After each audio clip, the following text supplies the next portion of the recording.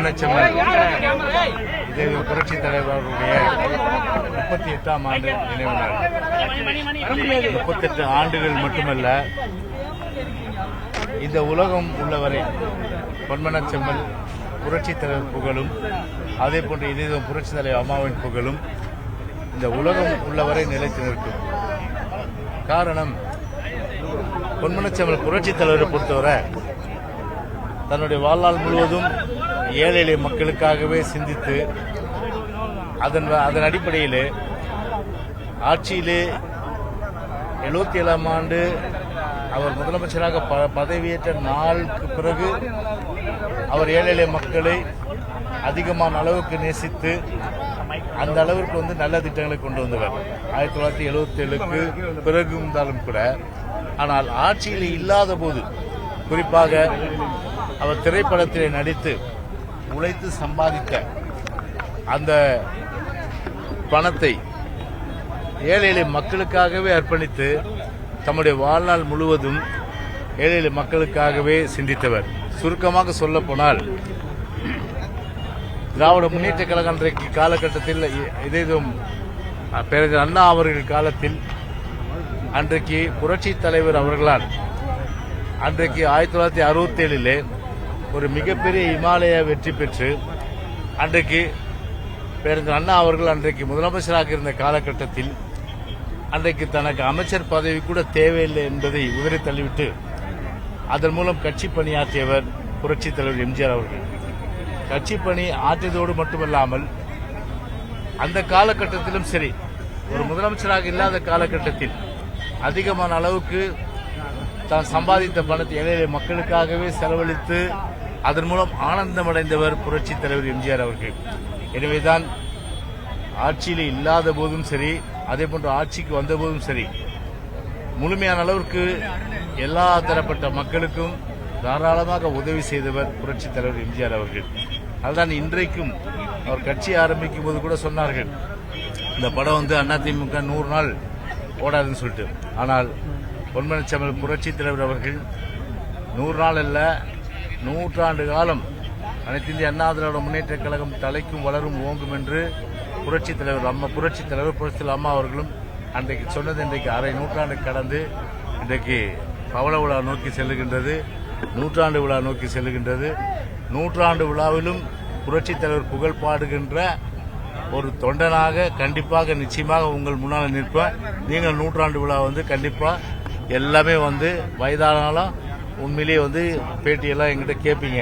அந்த நம்பிக்கையோடு நான் இந்த நேரத்தில் சொல்லி ஒன்றை மட்டும் சொல்றேன். விவசாயிகள், தொழிலாளர்கள், நெசவாளர்கள், மீனவர்கள், ஒரு அடித்தட்ட மக்களுடைய மனநிலையிலிருந்து சிந்தித்தவர் புரட்சி தலைவர் எம்ஜிஆர் அவர்கள். அதுதான் இன்றைக்கும் ஒரு காலம் போற்றும் ஒரு உத்தம தலைவனாக, இன்றைக்கும் ஒரு சகாப்தமாக, இன்றைக்கு அரசியலிலும் சரி, திரைப்படத்துறையிலும் சரி, ஒரு பன்முகத்தன்மை கொண்டு இன்றைக்கு ஒரு மாபெரும் தலைவராக உருவெடுத்திருக்கின்ற பொன்மனச்செம்மல் புரட்சி தலைவர் எம்ஜிஆர் புகழ் எந்த காலத்திலும் எந்த கும்பலால் அழிக்க முடியாத புகழ்.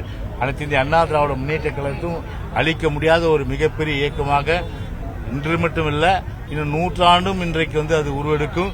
அதே போன்று தமிழ்நாட்டு மக்களுக்கு பல நன்மைகள் செய்யும். ஏன்னா வரலாறுன்னு பார்த்தா கிட்டத்தட்ட அரை நூற்றாண்டு காலம் கடந்து ஒரு கட்சி 31 ஆண்டுகள் ஆட்சி செய்து, அப்படின்னா அது அனைத்து இந்திய அண்ணா திராவிட முன்னேற்ற கழகம் தான். நான் உண்மையிலேயே ஒரு பெருமைப்படுகின்ற ஒரு விஷயம், காலமெல்லாம் பார்த்தீங்கன்னா இளைஞர் அணி துணைத் தலைவராக இருந்து புரட்சி தலைவராக பிள்ளையார் சொல்லி போடப்பட்டு என்னுடைய அரசியல் வாழ்க்கை தொடங்கிய காலத்தில், ஆனால் அதிமுகவில் 17 வருஷம் அரசு பொறுப்பில் இருந்த ஒரு மிகப்பெரிய ஒரு பாக்கியம் எனக்கு புரட்சி தலைவர் புரட்சி அம்மா கொடுத்தது என் வாழ்நாளில் நான் செய்த பாக்கியம் என்பதை நான் தெரிவித்துள்ளேன். OPS, டிடிவி தினகரன் இருவரையும் கூட்டணியில் சேர்த்துக் கொள்வதற்கு எடப்பாடி பழனிசாமி சம்மதம் தெரிவித்துவிட்டாரா? இப்போ அதெல்லாம் மேல்மட்ட விஷயம். மேல்மட்ட விஷயம்னா என்ன? ஓபிஎஸ், டிடிவி அவங்க ஒரு ஒரு என்னன்னா ஒரு நிலைப்பாடு எடுக்கிறாங்க. ஸோ அந்த நிலைப்பாடை பொறுத்தவரை அது ஏற்றுக்கொள்வதா இல்லையான்றதை பொதுச் செயலர் தான் முடிவு செய்வார். ஏன்னா இந்த விஷயத்தில் நீங்க கேட்கிற கேள்விக்கு நான் இப்போதைக்கு எதுவும் கருத்து சொல்ல முடியாது. Let's wait and see. முன்னாடி எல்லாம் வந்து ஓபிஎஸ் டிடி தினகரன் பத்தி கேள்வி கேட்டா ஒரு திடமான பதில் வரும் உங்ககிட்ட இருந்து. ஆனா இப்போ வந்து அந்த மாதிரி வர மாட்டேங்குது. என்ன காரணம்? எப்போதுமே ஒரு கடுமையா விமர்சனம் பண்றவங்களுக்கு ஒரு கடுமையான அளவுக்கு நான் வந்து விமர்சனம் பண்ணியிருக்கேன். அது என்கிட்ட வாங்கி கட்டிக்காதவங்க யாரும் இல்லைன்னு சொல்லலாம். ஒரு பெரிய லிஸ்டே போட முடியும். எவ்வளவு அந்த லிஸ்ட்ன்றது உங்களுக்கு தெரியும். எடுத்த யூடியூப்ல போடுங்க. யார் யார் என்னெல்லாம் வந்து எங்க கட்சியை தொட்டவங்க, எங்க புரட்சி தலைவர் தொட்டவங்க, எங்களுடைய புரட்சி தலைவர் அம்மாவை வந்து சீண்டி பார்த்தவங்க, அவங்க எல்லாம் எப்படியெல்லாம் வந்து விமர்சனத்துக்கு ஆளானாங்க அப்படின்றத யூடியூப்ல எடுத்து போடுங்க நீங்க. ஆனா ஒரு விமர்சனங்களுக்கு கடுமையா இருக்கும்போது கண்டிப்பா வந்து நான் விமர்சனம் பண்ணுவேன். விமர்சனம் வந்து ஒரு கடுமையா இல்லாத பட்சத்துல நான் எதுக்கு போய் வந்து என்ன சொல்லுவாங்க, வெளியில போற ஓனான்னு எடுத்து மேல போட்டு கதையா, அந்த வேலை வந்து எனக்கு இல்ல இருக்கு.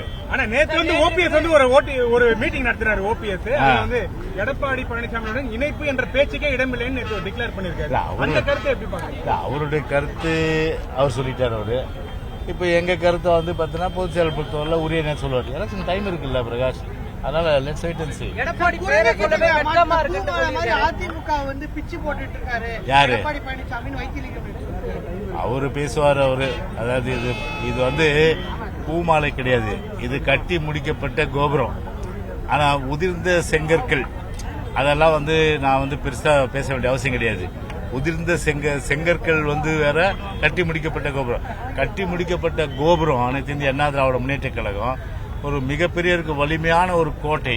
இந்த கோட்டை எந்த கொம்பனாலும் சரி ஒரு துரும்பை கூட அசைத்து கூட பார்க்க முடியாத ஒரு இரும்பு கோட்டையா தான் நிச்சயமா இருக்கும். அது போதுமா? ஓகே. 100 நாள் வேலை திட்டம் சார். 100 நாள் வேலை திட்டம் டிஎம்கே மற்றும் கூட்டணி கட்சிகள் இங்க 400 இடத்துல போராட்டம் பண்றாங்க. அதிமுக பாஜக கூட்டணிக்கு எதிர்ப்பு தெரிவிக்கிறாங்க. இல்ல இப்போ 100 நாள் வேலை திட்டத்தை பொறுத்தவரை அதாவது முன்பு எப்படி இருந்ததோ அது பொதுச்செயலாளர் அறிக்கை விட்டுருக்காரு. அது மகாத்மா காந்தி பேரை மாற்றக்கூடாது. மகாத்மா காந்தி பேரை தேசத்தந்தை அவர், அந்த மகாத்மா காந்தி பேரை மாற்றவே கூடாது. அதான் எங்களுடைய நிலைப்பாடு. அது தெளிவாகவும் சொல்லியாச்சு. கட்சி சார்பில் பொதுச்செயலாளர் சொல்லிட்டாரு. அதே நேரத்தில் வந்து பார்த்தீங்கன்னா வந்து பல வந்து 100 நாள் வேலை திட்டத்தில் வந்து ஒரு கெடுபிடிகள்லாம் வந்து இருக்கு. அதெல்லாம் வந்து ஏழை எளிய மக்களை பாதிக்கின்ற ஒரு விஷயமாக இருக்கின்றனால அது வந்து அது குறித்து வந்து மத்திய அரசாங்கம் சரி அதை மீண்டும் பரிசீலனை செய்து முன்ன எப்படி இருந்தால் அதே மாதிரி இருந்துட்டு போட்டோம். அதனால அது 100 நாள் வேலை திட்டம்ன்றது கிராமப்புறங்களில் வந்து ஒரு வேலை வாய்ப்பு இல்லாத ஒரு ஏழை எளிய மக்களுக்காகவே வந்து அந்த திட்டம் இருக்கு. எனவே அதை வந்து முழுமையாக வந்து சிதைக்காமல் உள்ளது உள்ளபடி இருந்தால் நிச்சயமாக வந்து விவசாயிகள்ல இருந்து எல்லோருமே, விவசாய தொழிலாளர்கள் எல்லாரும் மகிழ்ச்சி கொள்வார்கள்.